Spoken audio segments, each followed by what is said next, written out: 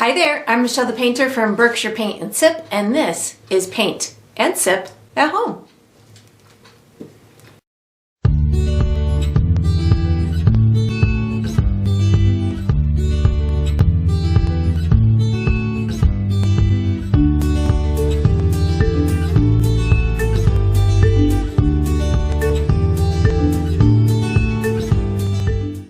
All right, so today I'm going to be painting Here's Looking at You, Zebra.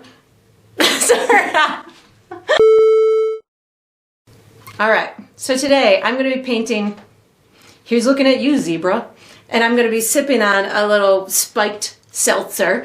And if you enjoy this video, I do hope that you like and subscribe to my channel, and that you also check out my Patreon page where you're going to find additional painting perks. So let's get painting and let's get sipping.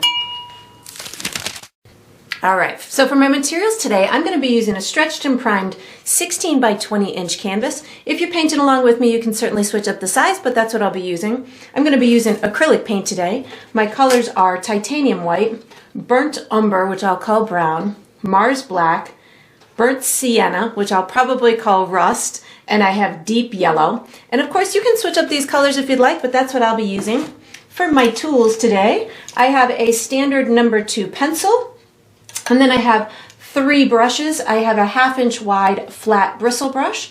I have a number 8 round brush, and I have a number 1 round brush, and I will refer to these as small, medium, and large as we go through the painting process.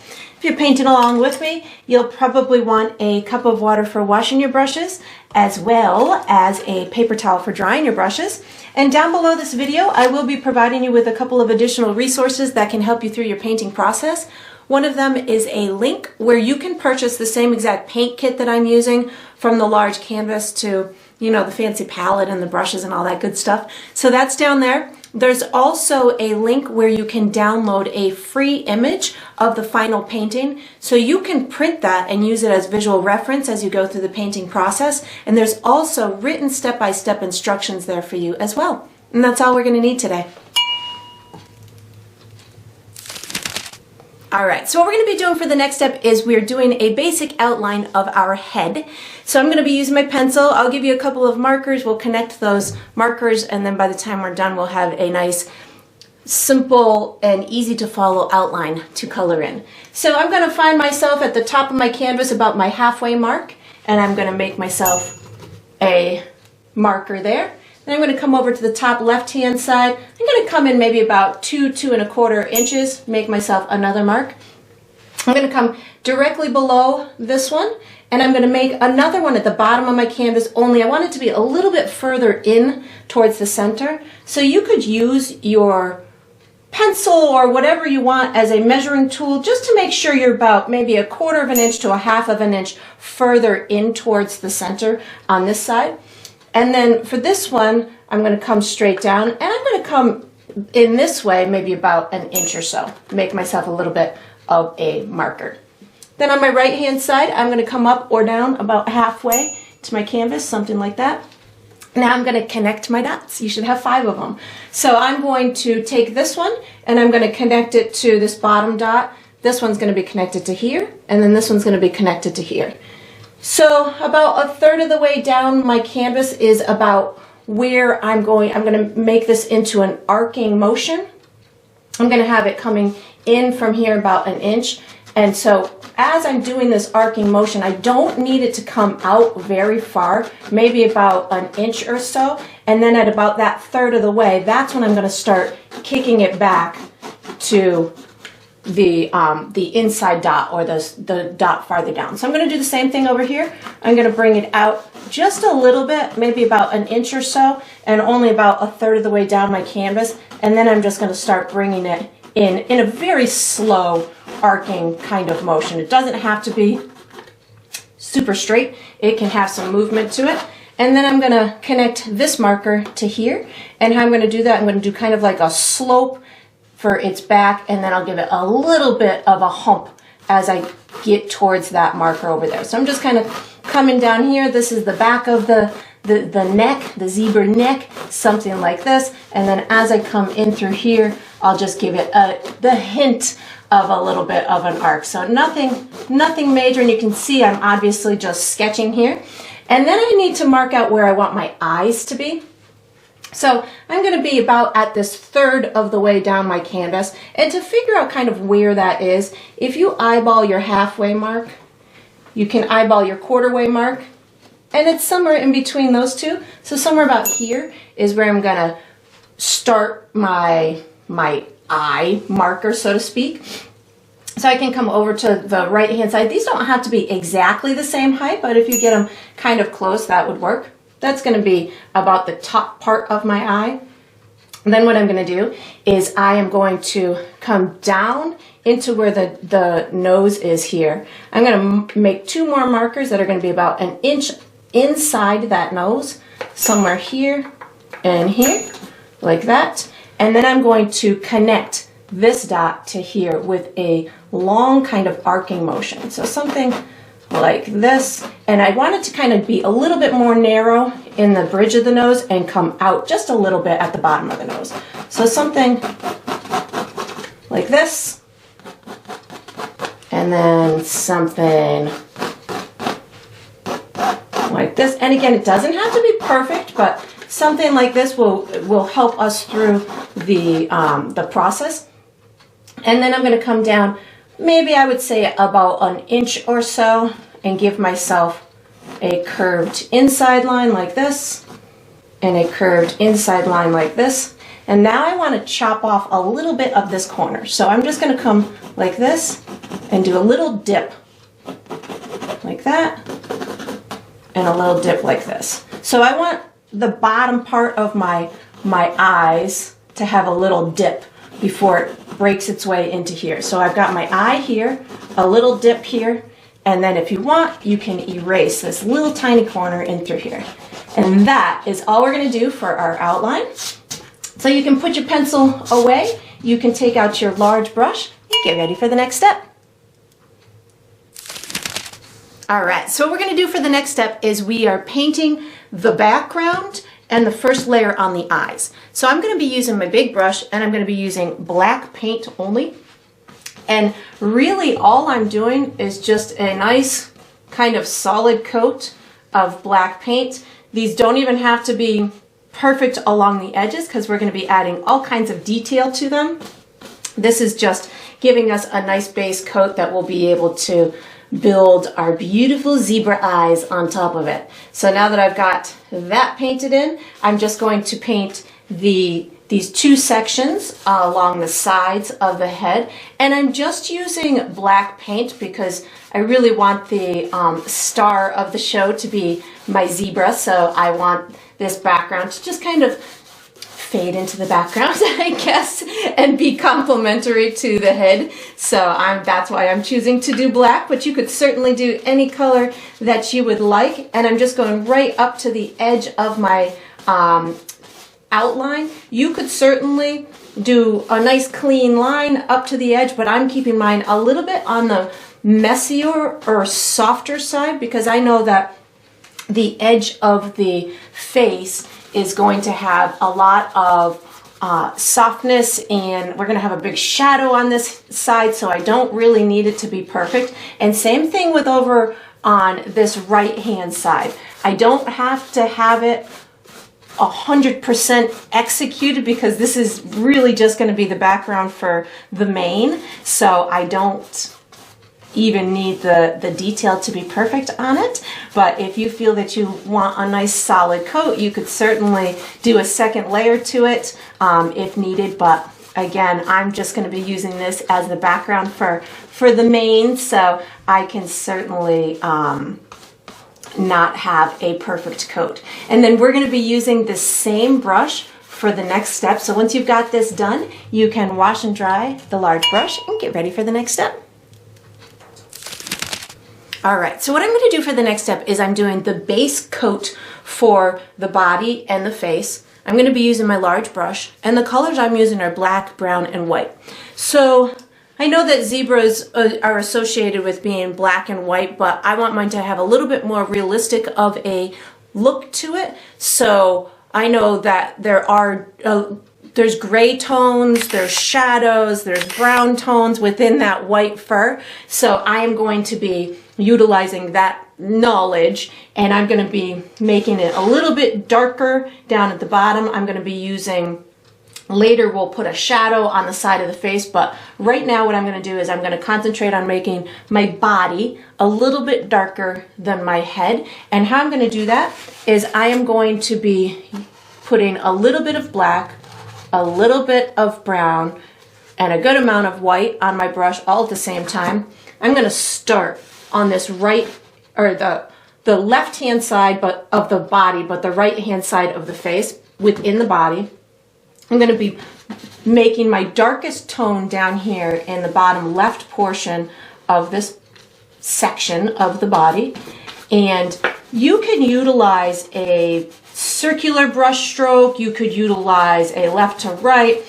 At this point, the brush stroke isn't as important as the kind of the tonal value, the color that you're going for.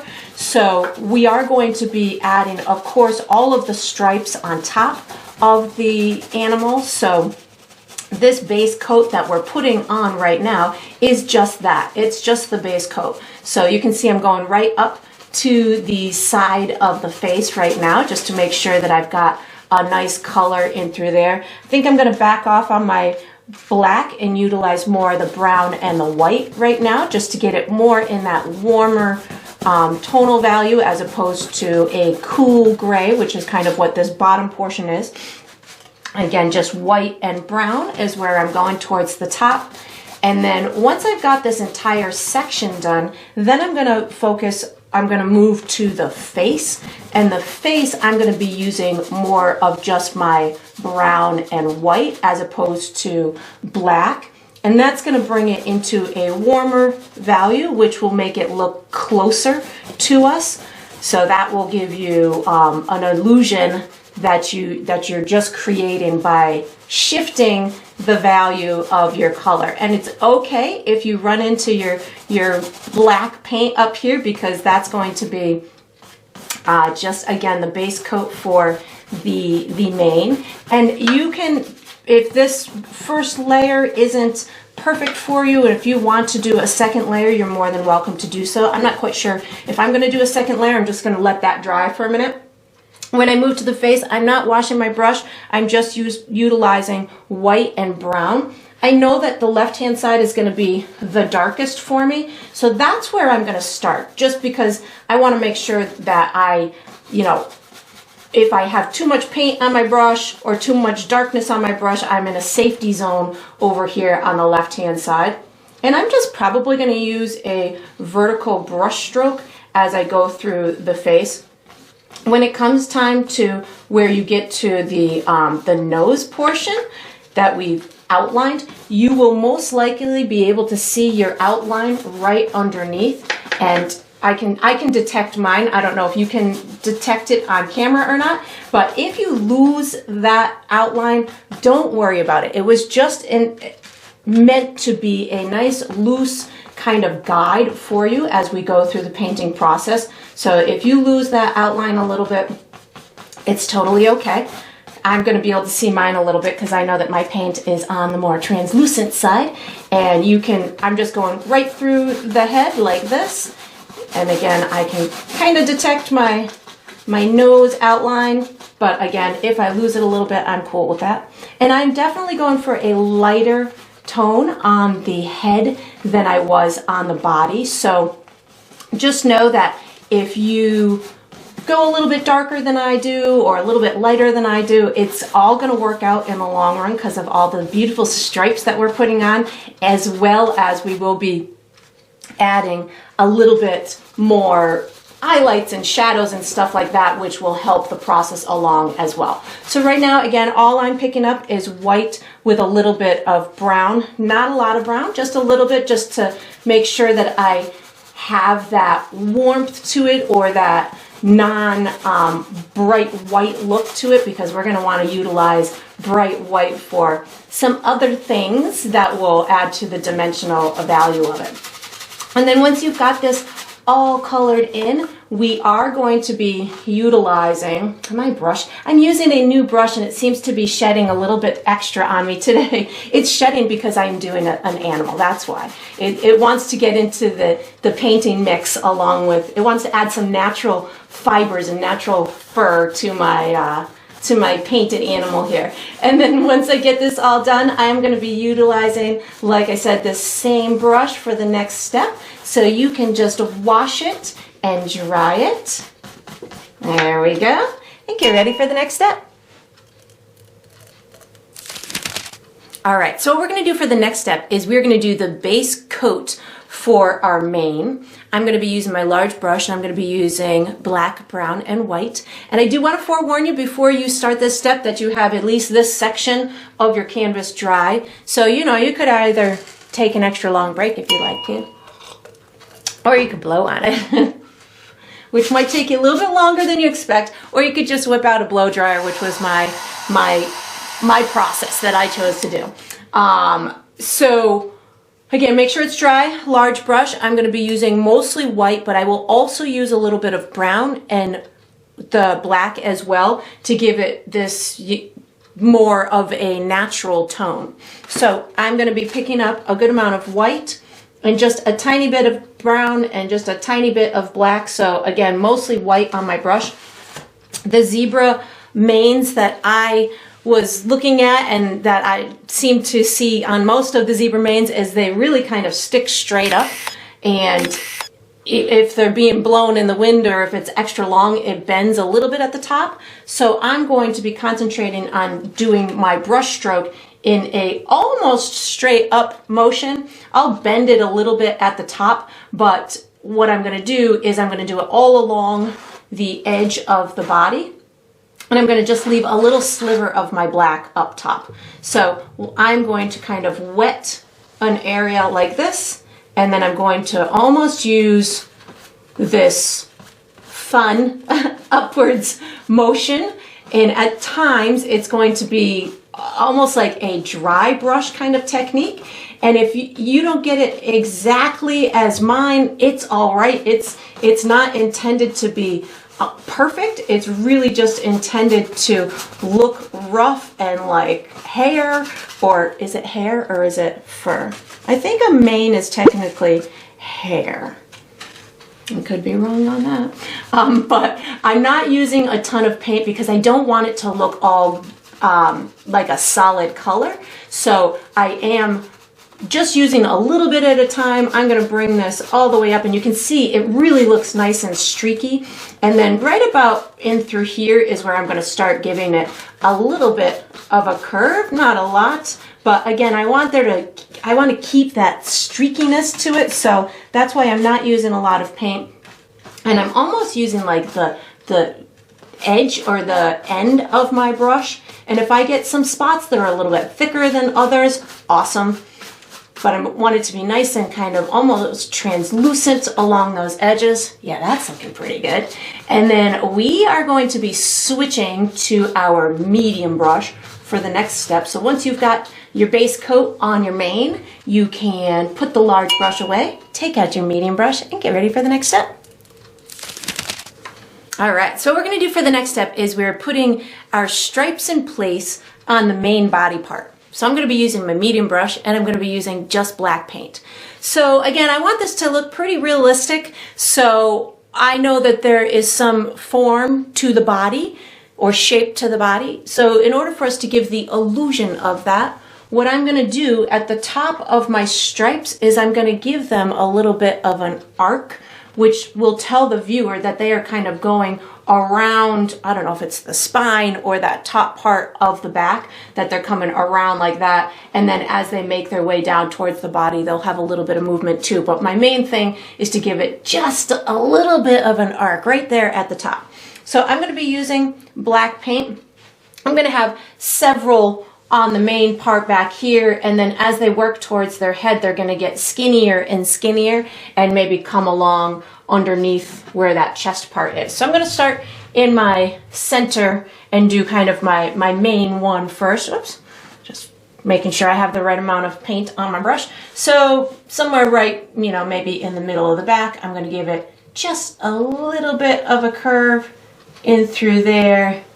And then I'm going to make my way down here. And the beautiful thing about zebra stripes is they're all different. So they do appear, when I was looking into them, they do appear to have some sort of order to them around the body, how they kind of work their way around the face and around the body. And I think there's different types of zebras that have different types of coloring in their stripes. So you can really make these as black as you want, or you could do it with a little bit of brown or even a little bit of gray if you wanted to. So again, this one's kind of I will call it like my central kind of stripe, and I'm going to do all of my other ones kind of, I guess, based off of that. So I'm going to do another big one in through here. Maybe this one's really wide at the top. And again, I'm going to try and give it that little bit of an arc up at the top, just to give the viewer the information that this is, in fact, a body that has some form to it. And then as I'm coming down, I can certainly give it that extra little bit of form in through here as well, but it doesn't have to be 100%. Then maybe I'm going to give this one a little V or separating part down here. And again, your stripes don't have to be exactly as mine. This one's going to get a lot of color, a lot of paint in it, because it's a big wide stripe. And you'll find that once you get going, especially when we get to the face, that you can be a little bit more carefree. The face, we've got a couple of parts on the face that will show the shape of the structure of the face, but other than that, it's kind of free form. Again, I'm going to do this little bit of an arc up at the top. This one's going to be a really big one that's going to go down into this corner.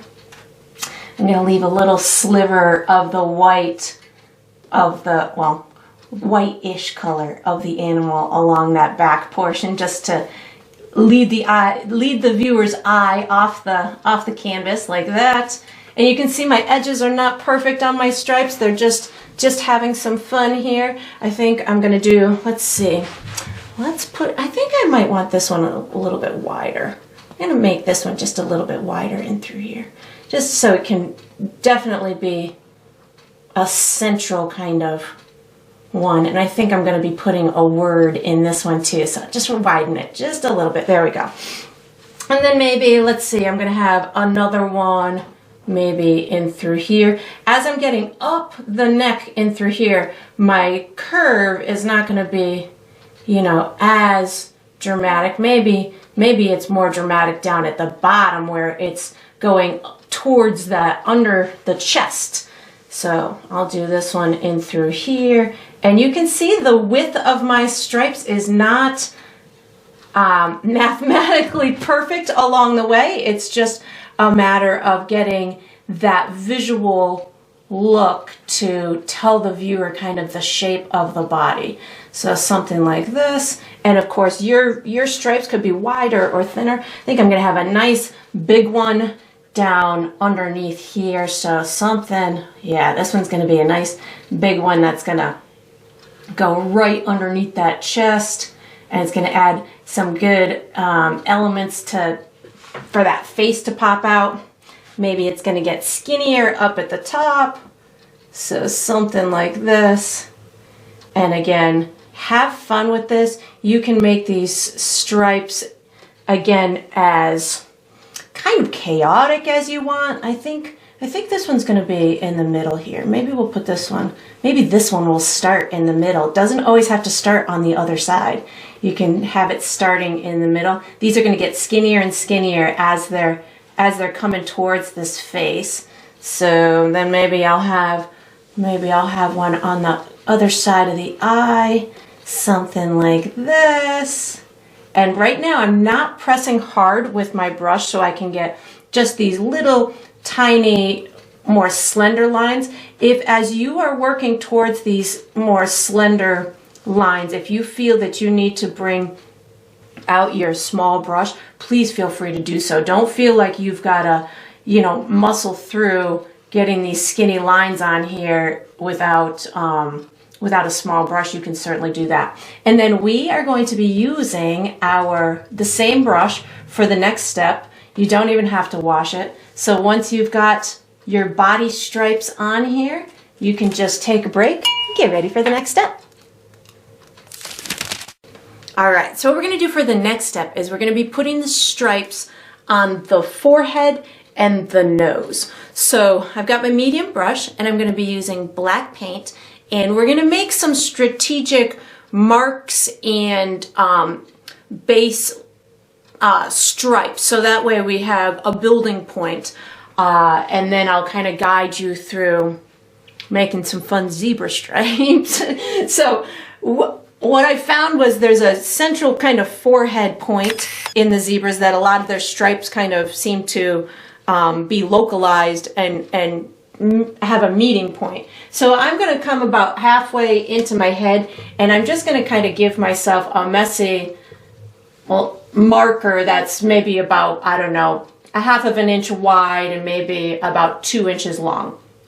So that's going to be my first starting point. Then what I'm going to do is from the corners of the eyes, I'm going to bring I don't want it to be a really perfect line. I want it to kind of be like a loose painterly kind of line to outline that nose. So I'm going to come in maybe something like this, and then maybe down in through here. I might widen it in a minute, but this is just going to get me started. This should be close to where your original pencil mark was. If you feel that you need to make it a little bit wider, that's okay, but I'm just kind of going with what I've got in through here. And then what I'm going to do is I'll be building off of that in a minute, but I want to get my main blocks of colors in through here. So what I'm first going to do is I'm going to make a couple above the eyes. These are going to be where the eyebrow bone is. So I'm going to come up maybe about 1/4 of an inch away from the eye itself. I'm going to make myself a kind of a line that follows the contour of the eye. I'll do the same thing over on this side, just so I have almost like a little systematic approach that I'm taking. And then this is going to be the bottom part of the stripe, and it will meet up in through here. But I want it to have a bump on it, similar to what I did here, in order to tell the story of the eyebrow bone. So what I'm going to do is I'm initially going to kind of almost come straight up with that line. So something like this, straight up with these lines. And then once I've got them like that, then I can give them I can turn them and get them to meet up with this this center area. So something like that, and then it'll be more narrow where it hits the marker up top and wider where it goes near the actual eye itself. So something like this. So I've got this visual bend to the stripe in through here that's going to tell the viewer, oh, that's a part of the body that has a bump on it. So same thing in through here. I've brought this up into this vicinity. It's going to be smaller up at the top, and then it gets itself wider as it gets down towards the eye. So that's going to be 2 of my main sections. And then what I would do next is build stripes off of that. So I'm going to just go to the right hand side, and all the while I'm going to keep in mind that I have this little eyebrow bone to contend with. So something like that. Maybe I'll have another one in through here, and they can be wider or thinner, whatever you want them to be. And then as they make their way up towards this center point, they can be in whatever formation you want. You can even have little ones coming off like that. Maybe this one is going to be in through here. So you can really have them in a fun assortment. They can be smaller ones that kind of come off the top of the head in through here. They can almost look like they're broken ones, or they split wherever you want them to split, but the center point is kind of where a lot of them are going to converge in through there. Maybe this one comes, I don't know, let's let's make this one kind of come into here, and then maybe I've got another one up in through here. So you can see I've got a good assortment on that side. I'm going to just kind of move my way over on this side. So maybe this one's got one in through here, again contending with that eyebrow bone. Maybe I've got a little one that's just sneaking over on this side over here, and then my goal is to get them to kind of go up into that top vicinity. So maybe something like this. Think of it like they're almost branching off in through. I think I want a little one in through there. Yeah, something like that. They are branching off from that local kind of central part up at the top, and they can converge together like branches. That kind of gives me a good reference in my head. So whatever reference that works with your brain. And the head is rounded, so if we give them a little bit of movement as they're coming along the head, that will again be another visual tool for the viewer to know that it is in fact an object with form, and it's got these shapes to it. So now I've got to kind of make my way into the nose. So I'm going to use that same thought process, but I'm going to do a sketchily loose line down the center, and that's going to be again a marker for me to work from the center to these and get them to almost look like they've merged together in some kind of way. So something like that. I know at the base of the nose it's going to be really dark, but I'll get to that in a second. So I've got my kind of my central line. Maybe I've got another one in through here that just kind of merges into that one. And I want one maybe similar to what I've got going on here. So I think I'm going to bring, this one's going to be a pretty big one. Maybe I'll do this one like this. And if you find yourself with extra gaps in between that you're like, oh, I think I want that one to be a little bit wider, then you can always, instead of making it wider, you can certainly just put another little stripe. Another little zebra stripe. The small zebra stripes certainly help to fill gaps. So I've got this one coming in through here that just kind of merged with the one on the side.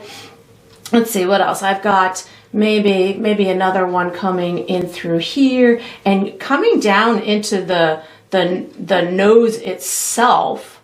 You can certainly be a little bit more carefree, I think, is what I was finding with the order of them. But as long as I've got this main kind of structure to it, it helps it to look authentic. And this one, I think I want this one I want to have another visual guide in through here. So maybe this one will come somewhere around here. Yeah, that looks good. And then just bring this up into there. Perfect. Maybe I'll have one coming off here. Ooh, those two look nice together. There we go. And then I'm just going to kind of bring this down in through here. And if you feel like you need to make anything wider, feel free to do that. Now, once I've got down to the muzzle part, I need these to almost merge into a big black area down at the bottom. So I'm just going to kind of get myself this darker area where the nostrils are, and then it comes up a little bit higher on the left and the right, and it merges in with the stripes. So whatever stripe you have in there, I think I need maybe this to merge to this stripe here. You want it to naturally almost look like it's fur that's merging into these stripes. So something like this. And of course you can add to it. You can make it have more if you want to, but I think that's gonna work for me. And we're gonna use the same, yeah, that's working. We're gonna use the same brush for the next step, but again, you don't have to wash it, so just get ready. All right, so what we're gonna do for the next step is we're putting stripes on the cheeks. So I'm gonna use my medium brush, and I'm using just black paint. So this is gonna include maybe some dark spots underneath the eyes and the stripes that are on the cheeks. So again, to tell the story of the form of the zebra, we're going to have a little bit of curve to some of these stripes, and they're going to be wider on the exterior of the face, and they're going to get more narrow as I get to the nose. And these stripes merge into the ones on the nose. So your nose might end up looking a little bit wider after this, which is great. So how I'm going to do this is I'm going to have maybe, I don't know, maybe 4 stripes on either side that will merge into here. And then I've got some little under the eye stuff I'm doing. So I'm going to do my under the eye stuff right now. So whenever I'm painting animals, a lot of them have that little dark spot in the inside of their eye. So I'm just using black paint, and I'm just going to bring a little, almost like a triangle type shape down in through this corner, in through here. And then I'm going to take this and just give myself a little bit of a darker area where I will later put some more detail on. So this is a great way to make the eye look nice and big and sweet. But I definitely like to have these extra things around the eyes. It's very loose and not a tight, firm line that I'm using. So my edges are almost like there's a little bit of fur on the edges. I am leaving myself a tiny bit of a sliver so I can see where the eye is as opposed to these markings underneath. So I'm going to do the same thing over on this side. So I'll add this little bit of a triangle type shape in through here, and then I'm going to add this loose, sketchily dark area underneath the eye that, again, I will add more detail to later, but this is just something that will help me start the process. And once I've got that on there, yep, that's looking good, I'm going to start my process of adding my stripes along the sides. So I think I might just make myself a couple of markers so I can keep my head a little bit straight. So I think I'm going to have maybe 1 here, 1, 2, maybe they'll get a little bit smaller down here, 3, and then 4. And then I'll do the same thing on the other side, but they don't have to be exactly the same spot. So maybe I'll have 1, 2, and then we got maybe a little one here, 3, and then maybe a bigger one here, 4. And so I've got my 4 stripes now. I need them to merge into the nose and make them look like they make sense. So this one, I'm actually going to give it some shape like the contour of the eye. So something like this. And then I'll bring this one down in through there. And then this is going to come and give a little bit of a curve down in through here. Maybe a little more. Something like that. And then just color it in. And you'll see as I build these, I am doing them to give the viewer the information of what kind of shape the head is. So I've got my second one in through here, so maybe I will come, this is going to be a little bit like this. So the where it meets the nose has got to be a little bit lower than the actual beginning of the stripe, so something like that. And it's got a little bit of a wiggle to it. And then maybe this one just kind of comes down and wiggles like this, wiggling it. And we're going to do this. So we have non-straight lines, which again is more of an organic type look to it, which of course will help with the illusion. So these two, the meeting point was down lower. I'm starting to get to where these curves might be a little bit in a more upward motion based on where they're coming out from on the head. So something like this. And then maybe this one even comes up even more. So we've got this one coming up like that, but it still's got to meet that nose somewhere down in through there. So that's looking good. And then once I've got that side, those look fantastic. I'm going to do the same thing over here. So I've got kind of a contour line underneath that eye, something like that. And then it goes ahead and it meets my nose. And then maybe this one's a little bit wider. And then maybe this one goes up like this and meets in through here. So again, they don't have to be perfect, just something that gives the illusion or the impression of the shape of that head. So again, this one, maybe this one is a little bit more rounded in through here. Maybe that meets that one a little bit more. Maybe it comes up like this and then just kind of shoots down the side of the nose. And you can see from one side to the next, I don't have them exactly the same. They are more of carefree, but giving the illusion or the idea of what the shape of that face is. Maybe this one comes up like this and scoots down over on this side.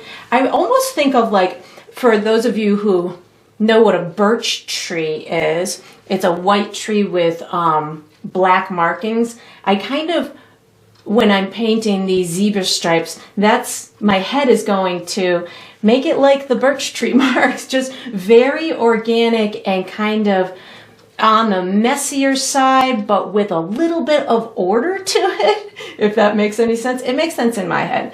And then once I've got these done, we are actually going to be switching to our small brush. So you can put the medium brush away in your water cup or wherever you'd like to put it away. Take out your small brush and get ready for the next step.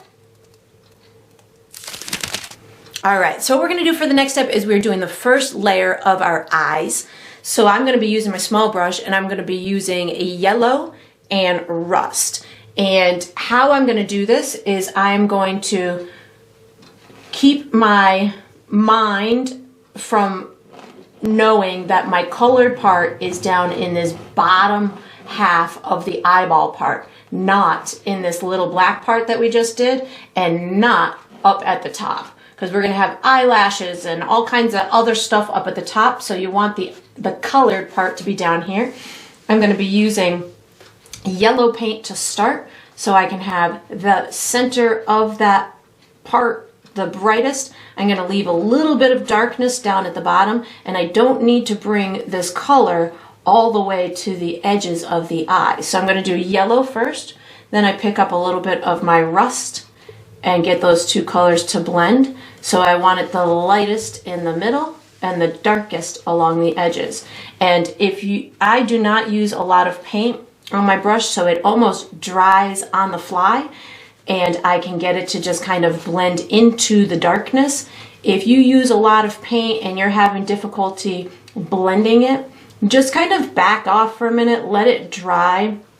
If you go too much, if you put too much color on there, you can certainly reverse it with just bringing back some black. So just know that you have the ability to reverse it if you need to. But if you can just use a little bit of paint at a time, that's going to help. It will dry on the fly and you can just really bring it into whatever intensity you want. So once you've got one that you like, and again, I almost did it in like an arcing fashion. So I have this area where the pupil is going to go. Maybe I want this. I think I'm not sure if I want it a little higher or not, but I think it's good the way that it is. But once you've got it, so the way that you want, just move on to the next eye. So I'm bringing my colored part almost about halfway up that section or the center of the eye.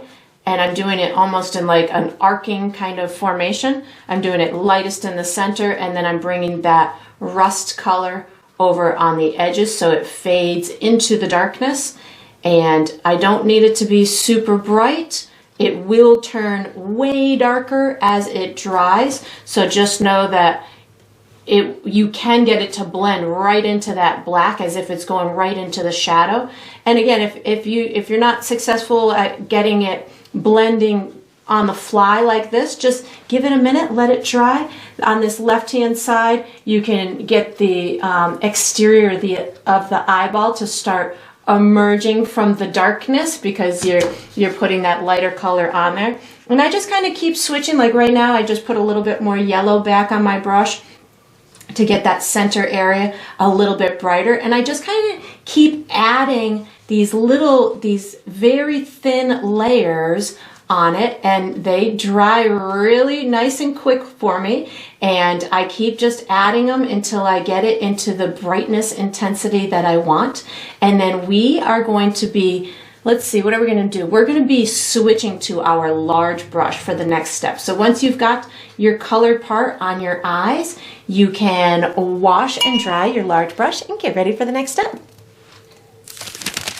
All right, so what we're going to do for the next step is we are finishing the mane. I'm going to be using my large brush, and I'm going to be using black, white, brown, and maybe a little of the rust, maybe a little yellow too. I'll call them out as I want. There's different colored manes too. Some of them are just black and white, and some of them will also have this beautiful little brown rusty stuff at the top of them. So we'll see where my brush takes me, but I'm going to start with just black paint. So I want my brush to kind of be in control when I do this. I know that I'm using a carefree kind of bristle brush where the bristles tend to fray and splay whatever way they want. So in order for me to keep this kind of in control, what I'm going to do is I'm going to take my brush and I'm going to squish it in the side of my palette. So what that does is it's going to bring my bristles nice and together when I do this. I don't need them to be in control the whole time, just when I start, because when I start, what I'm going to be doing is I want to line up my stripes for my mane with the stripes that are on the back, and I want them to be a little bit to the left. So that way it's going to give the illusion that the mane is a little bit further away from us on the back, and it might give it look like it's up a little bit. So what I'm going to do is I'm going to take my brush and I'm just going to kind of give myself a little bit of a starting point on each one of these stripes. It's going to be a little bit to the left, and then I'm just going to pull it up something like this. And then I'm just using a very little bit of paint on my brush as I do this. And if you get into the back like I just did, don't worry about it. You can fix it later. So just going a little bit to the left of my stripe when I pull this up. Oops, just got a whole bunch of paint on my hand. So a little bit to the left. And again, if you wanted to use a different brush, you certainly could, but I like using this one. And I'm going to go a little bit to the left of this corner. So something like that. And that will start your process. And I'm just going to slowly go about that for all of them, just so I keep my brain straight. I like to do these little added details coming out of the gate, because I know that I have a tendency to get excited as I paint, and I just keep going and going and going, and then I lose the idea, oh yeah, I wanted to do that element in there. So if you take care of the detail busy work first, then hopefully you won't forget to do it late. You won't be apt to forget to do it later. So again, this one I'm going to do a little bit to the left. And again, that's just going to give us that extra bit of an illusion. And I'm going to again do this one a little bit to the left. It takes a second to get this step started, but once you've got it, and then these ones up here, again, they're not as important, but if you can do, get that little bit of information, that's great. And then once you've got them on there or in your position, then you just start in an upward motion without using a lot of paint, similar to how we did it on the first layer, just pulling them up, making sure that I don't screw with that starting point, bringing them up, up, up and away. This one's a big one, something like this. And you might have noticed I have not reloaded my brush at this point, because I probably will not, and I don't need to. And then now is where I'm going to start giving them a little bit of curve. So I want it to just really look nice and wispy, and I want to be able to see those other pieces of the mane in through what I'm doing right now. So in order to allow that to happen, I am just keeping this nice, almost a dry brush type of stroke. And then once I've got my black stripes on there, now I can start adding the other colors. So if I feel like I have too much black on my brush right now, I definitely recommend washing and drying it. But if you're not overloaded, if you just have, you know, little remnants, that's totally fine. I'm going to start adding a little bit of my rust and maybe a little brown. So I have rust and brown on my brush right now. And I'm actually going to start at the top. And I'm just bringing a little bit of this color in through those tippy tops of the pieces of mane. So I'm just using a little bit of the rust and the brown. You can overlap it into the black if you want to, but if your black is really wet, you might want to be on the more cautious side so you don't taint the other colors. And then I'm going to put maybe a little bit of brown in through here to make it look a little more shadowed in through here. And then I'm just going to start picking up white. So white, I didn't wash my brush, so I have white with the remnants on my brush. This is going to pop and make it a little bit more in focus. I really don't want it to be too in focus because the face is, in my opinion, the focal point, but this will help you if you want it to look like there's more individual type strands of the mane. This will help to do that. And you could certainly use a smaller brush, but again, if you want there to, if you can control the quantity on your brush with this bristle brush, you can really get some nice individual type strokes. And I'm hardly using any paint on my brush, and I'm really just almost tapping it in the direction that I want. You could even put a little bit of these lighter strands on top of the black strands if you want those to have a little bit more dimension to it as well. And you can bring this into whatever intensity you want. If you want it to be really bright and show that there's a lot of light on here, bring it, you know, get it to be vibrant, get it to look like, you know, there's a lot of light coming from the right hand side, or maybe you want the tips to have a lot more of that brown and rust, so you can add those colors on your brush at any time. You could even add a touch of yellow if you wanted to, but you can certainly, again, use your own visual preference as to what type of color that you want at the top and what type of brightness that you want throughout the entire mane.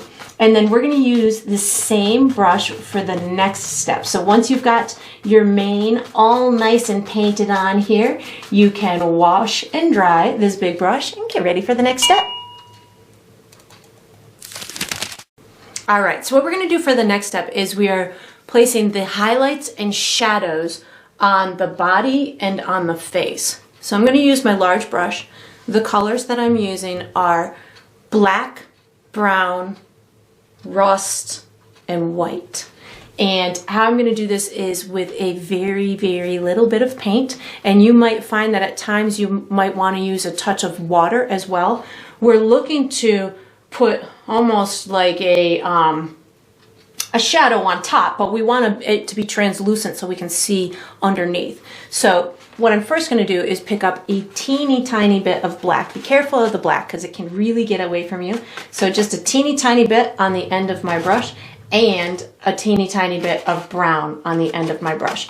Now I know that the darkest areas are going to be at the bottom, so I'm going to start there, so that way if I have too much paint on my brush, it's okay. It's in a safe spot. So I'm going to start over here on the bottom right hand corner, and I'm going to take and I'm going to just rub my paint into my canvas. And if you feel that it's not rubbing well enough, you can take and put a tiny bit of water on your brush and wipe your brush off on your paper towel.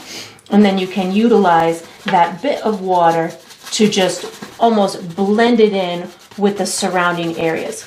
At this point I am not using white paint, so that way my paint remains translucent. If the second you start using white paint, it will become where you cannot see through it. So you utilize a very little bit of paint. Black and brown are going to be my colors down in through here. If you're scared of the black, just use brown and add the black as you see fit. The brown is a much easier color to do this with.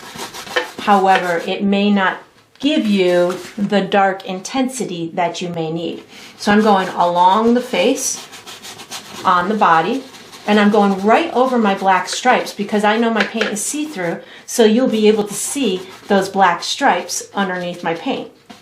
I'm going to go along this edge here. I went down in through here. And if you do something that's like, oh, that didn't work out so well, you could always come back with some of those lighter tones on top of this to help it out a bit. If you needed a bit more in through here, you could just take your brush with the remnants on your brush and just kind of do it up there a little bit, but I'm not going to do much in through there.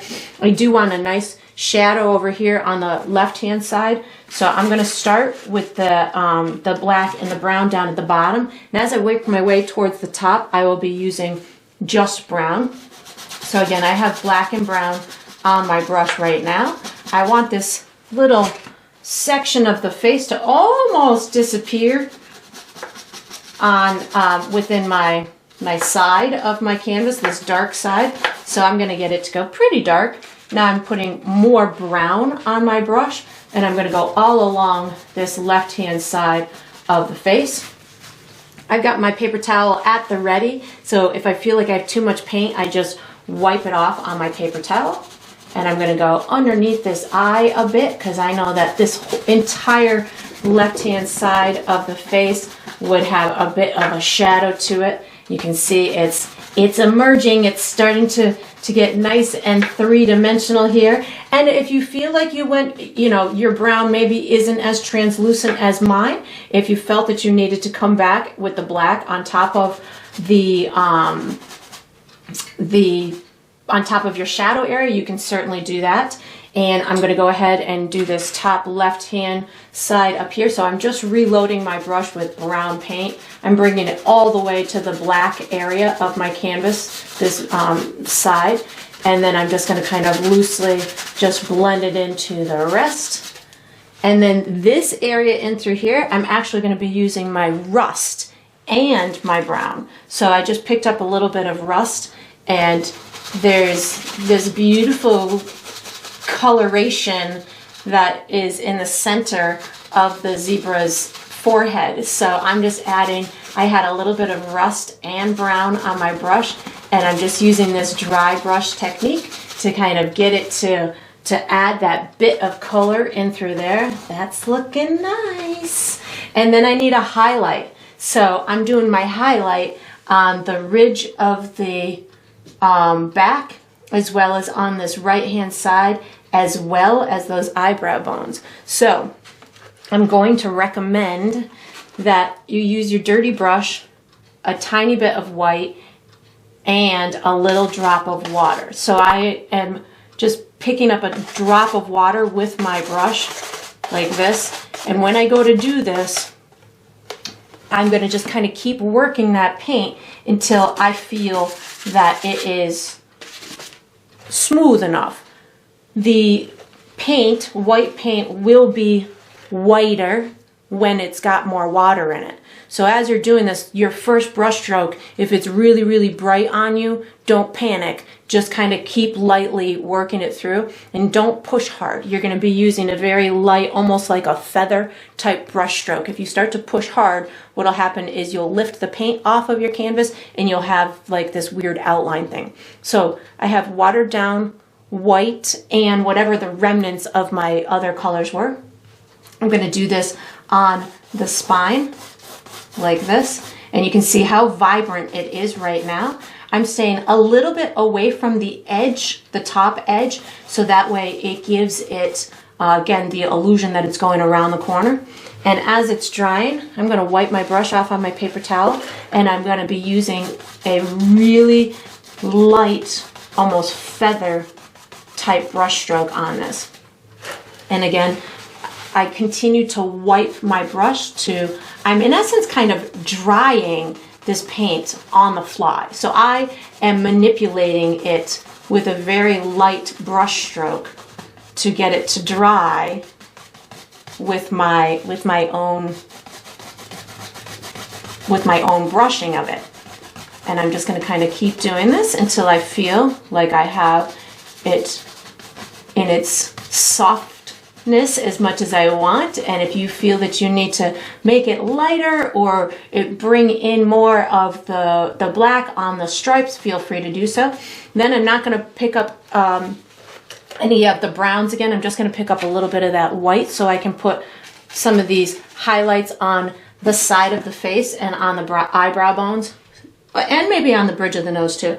So a little bit of that white, and if you need a touch of water just to keep it on the safe side.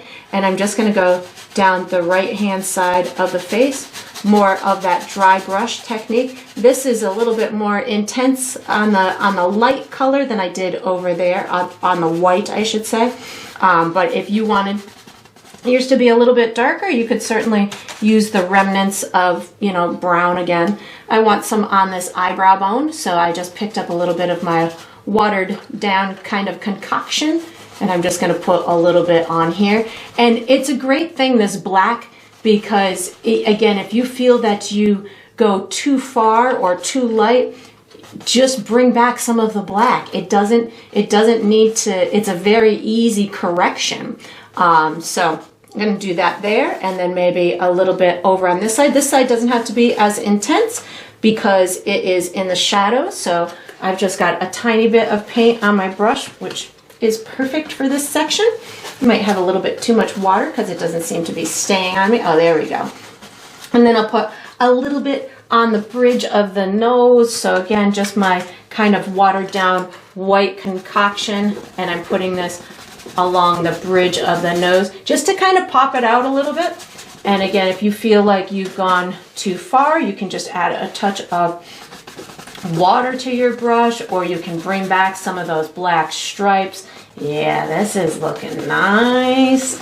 And then we're going to switch to our small brush for the next step. So once you've got your highlight on here, yeah, I like it when these little pieces start coming to life. Once you've got this done, you can wash and dry your small brush and just get ready for the next step. All right, so what we're going to do for the next step is we are finishing our eyes. So I'm going to use my small brush, and I think I'm just going to be using black and white, but you might find that throughout this process you need to use a little bit of your yellow or rust, but I think I'm going to get away with black and white. So what I'm going to do is I'm going to use my small brush. I'm loading it with just black paint right now, so I can kind of clean up any edges that I feel need to be cleaned up in preparation for my beautiful eyelashes that I'm going to be putting on. So I know that I've got a little wonkiness in through here, so I am just using a little bit of black paint. I don't need the edges to be perfect, but I definitely don't want them to look unpainted, so to speak. So just a little bit of black paint, and I've got this edge nice in through here. And then while I have the black paint on my brush, I'm going to pick up a little bit of white paint, and I'm going to give almost like a little bit of gray skin underneath the eyes. I'm going to keep it, I want there to be a little bit of black between the colored part and what I'm going to do now. So just make sure that you keep a little bit of black, and the lightest part is going to be like in this little corner here. So I'm going to put a little brightness in that corner there. This left eye doesn't have to be as bright because again, it's in the shadow. So you can get these to be as intense as you want, but I'm just going to do like this little gray skin kind of part in through here. Again, it doesn't have to be a solid color. It's almost better if it's not a solid color. And then I'm going to go ahead and do the same thing over in through here, just giving myself, and I'm just referring to it as the skin part, but I'm sure there's a more technical term for it. The under eye portion part of the zebra eye skin face area. And You could, I guess, use a, whoops, there goes my brush. You could, I guess, use a little bit of brown too if you wanted it to look a little bit more like a skin type color. But again, I'm just going with whatever is visually appealing to me at the moment. And I just keep alternating my black and my white just to get this into whatever brightness that I want and make sure that it blends in well with the neighboring areas. And then what I'm going to do is I am not going to wash my brush. I have a little bit of gray on it right now. I'm just touching my brush in water. And what I'm going to do is I'm going to put what I refer to as the haze on the eye. So somewhere close to the top of the eye, I have this area on the top, almost like right hand side, maybe a touch more white, just a little, so you can see it a little bit more. And it's going to be like this translucent type layer on top of here. I know it's not technically haze, but it adds to the dimensional element of the eye. I'm going to do the same thing over here, just a little bit of this like grayish kind of look near the top, but not 100% at the top, and it's see-through, so you can still see some of those colors underneath it.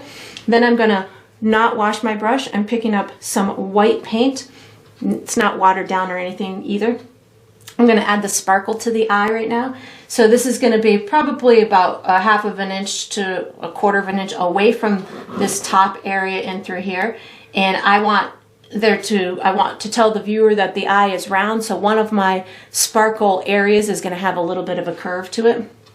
So I'm going to start maybe somewhere in through here, give myself a couple of nice dashes, maybe a little one in through there, and then I'm going to pull this one down in like a curved type line, something like that. And then you can just work these sparkle areas whatever way you want. They can be distinct marks, they could be shapes. The beauty of reflections in the eyes is they are reflecting the stuff that's off in the distance that we don't see. So you can make it whatever shape that you want. Just do something similar over on the left hand side. So if this is up in the top right, this one's going to be kind of top right, and something like this. Maybe this one's going to have its little mark coming down like this, and they can be, the marks can come down very far. You can have several dots if you want to, just similar from one eye to the next. And then I'm going to put my eyelashes on. So I'm starting with just white paint to put my eyelashes in place.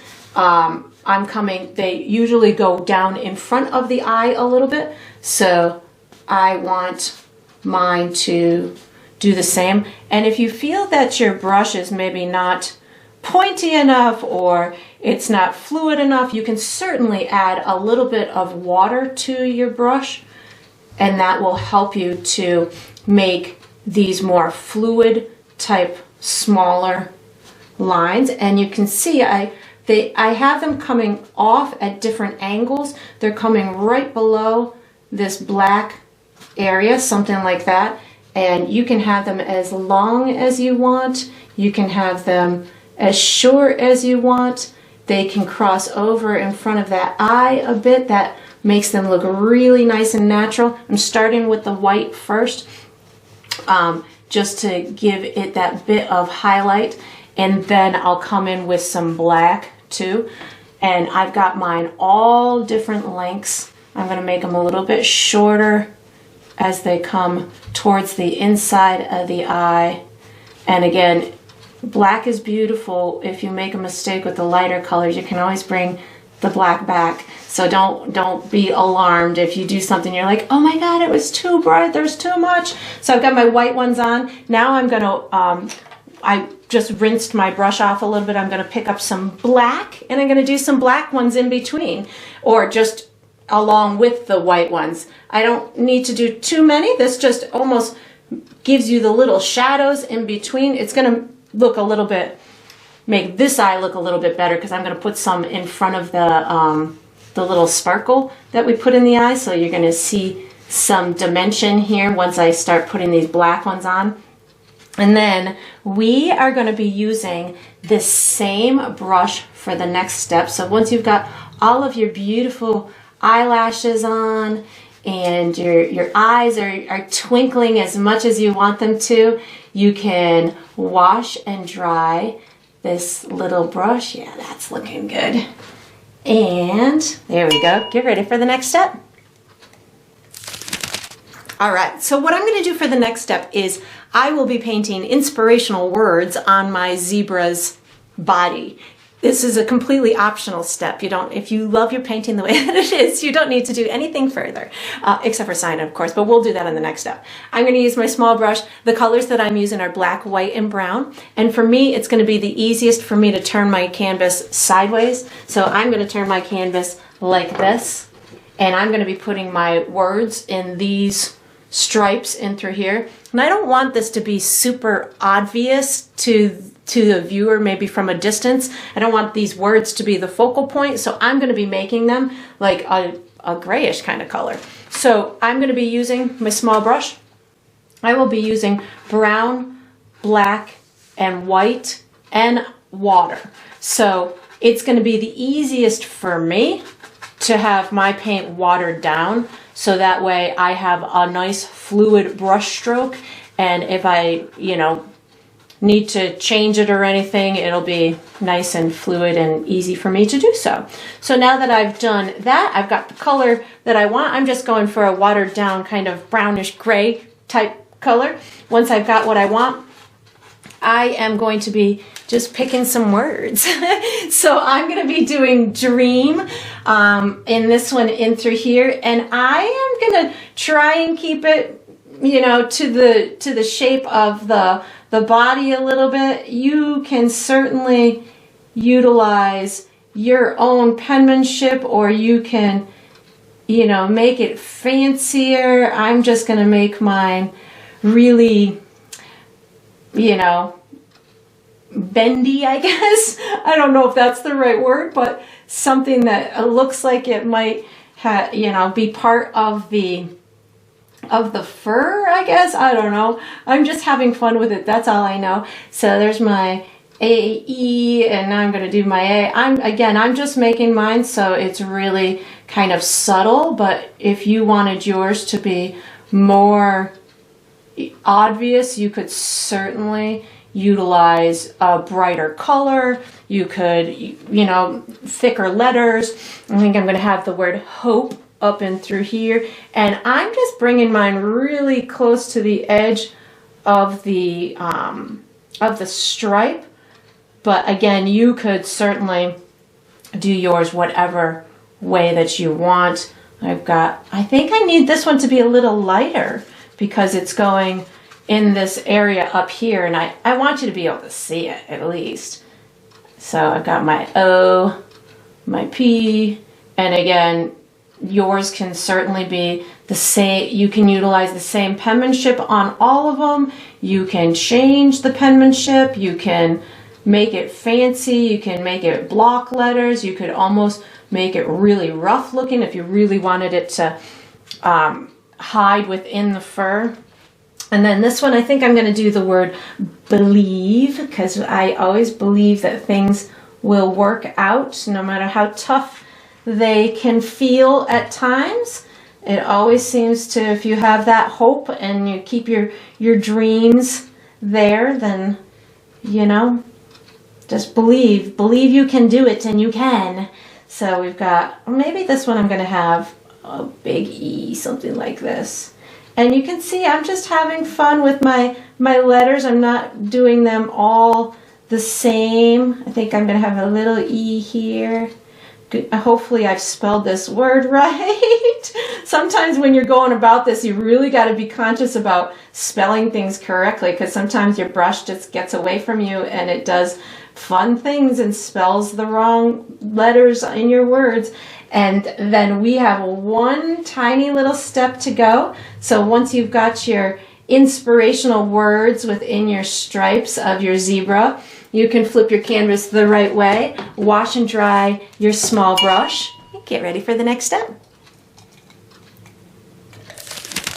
All right, so we are on to the final step. This is the final step of every painting, which is to sign it. So I'm going to use my small brush, and I'm actually going to utilize the color that I wrote my words with. So I haven't even washed my small brush. And I usually do my initials in the bottom left or the bottom right.